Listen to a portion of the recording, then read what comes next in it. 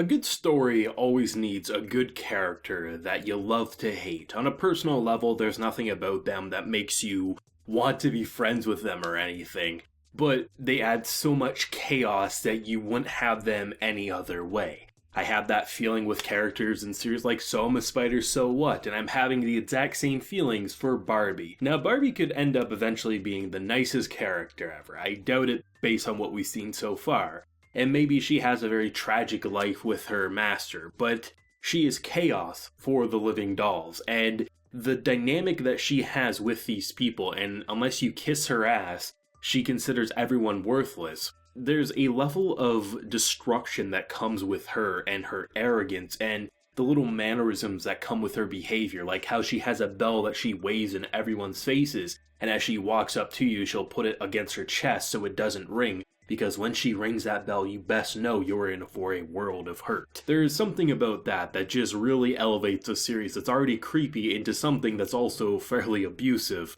And I mean, the fact that there's literally traps that stops any living doll from leaving the mansion with literal Indiana Jones style booby traps, I'm not going to be shocked if there's a boulder that comes towards you and you have to run away after you pick something up after seeing the arrow trap. There's a lot going on here, and I think at this point everyone's probably in agreement that they're 100% humans. Last week there was way too many clues from the fact that they have literal distinct personalities from that of their masters. If you have a living doll, why does it need its own individual personality that they're going to be fine with Emilico outside of their master's view, but they'll be very hateful and mirror their master's opinions when they're around? The fact that they grow up, the fact that they need to eat, the fact that they feel pain and they need to wash, right? If you just need a body to mirror you, there's no reason for that. I think the biggest question no longer is, are the living dolls humans?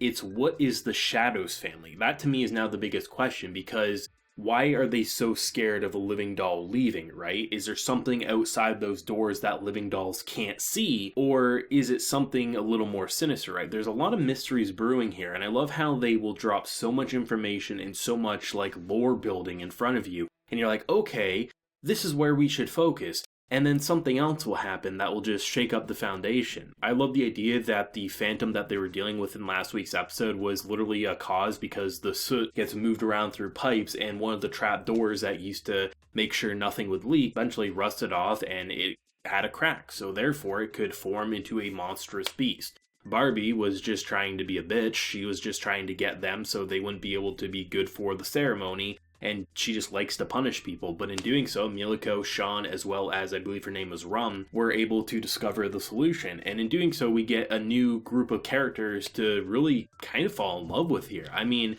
Sean was without a doubt my favorite of the new additions. I think it adds so many more questions to the nature of the Masters, because not only why do you need to give your face its own personality, why would your face need to be partially blind? Now, very well could be that we're going kind of a socially awkward route, right? You're saying, oh, I don't want to be embarrassed by wearing glasses, right? Because maybe glasses will be made fun of. It's a pretty natural thought most people have when they first discover they need glasses and they're still in school, right? I know I had that feeling when I first was, so I didn't want to wear glasses. Is that simply the reason?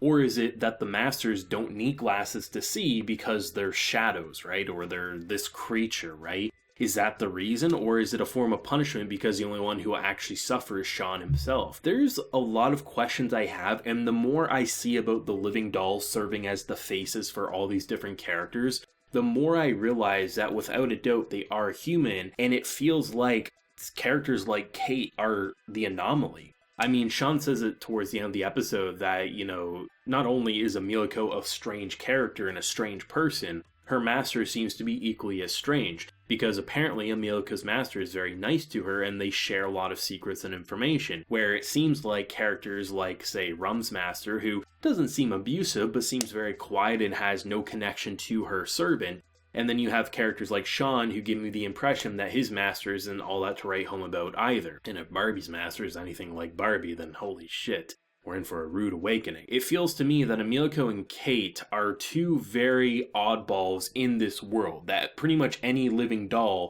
functions like a person who's in forced solitude and servitude, but then all the Masters, they're doing something very sinister. Is it like a world domination plot? is there no humanity outside those walls? And the humans that are there, is it going to be like a forced breeding ground where we're going to discover adults and their entire purpose is to just raise more kids for their bodies? Like, I don't know, right? There's a lot of weird things that could happen in this world, and the fact that there's seemingly no hope of escape, I imagine that would eventually become an arc similar to like something like Promised Neverland, the escape arc, right? It's bound to eventually get to that territory, but for right now, the question and desire of an escape is the last thing on my mind. I want these characters to be a part of this house for as long as possible because there's so much mystery, and it almost feels like if there ever was an escape arc, that would literally be the last arc of the story, because it feels to me that whatever is outside these walls seemingly would be the end goal, right? It's very fascinating watching these characters, and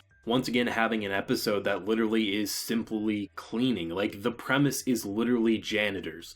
That's what we have. Custodians cleaning a mansion, and the idea of them having to go day in and day out, having to search for something that's probably not even there. Sean gets fed up, says, hey, it's impacting my duties. The only one I really have to care about is my master's opinion. She just likes to torture us. Let's have a snooze. And then you actually discover it because of Emileko's determination. I like how the characters definitely have very distinct personalities, that in the face of servants that have more authority than you, or the masters, they have no personality. They are a husk, and they are simply a mirror for their emotions. But there's so much distinctness, and I'm wondering if many of these living dolls, the reason they are so hostile is because they have such a shitty life from their individual masters that they try to inflict it on others. But then again, you have some who are rising up the ranks as per Barbie's request and kind of like praise, who very much have a very equal playing field with their masters, saying, I'm just treating you as you would treat others, and that we're this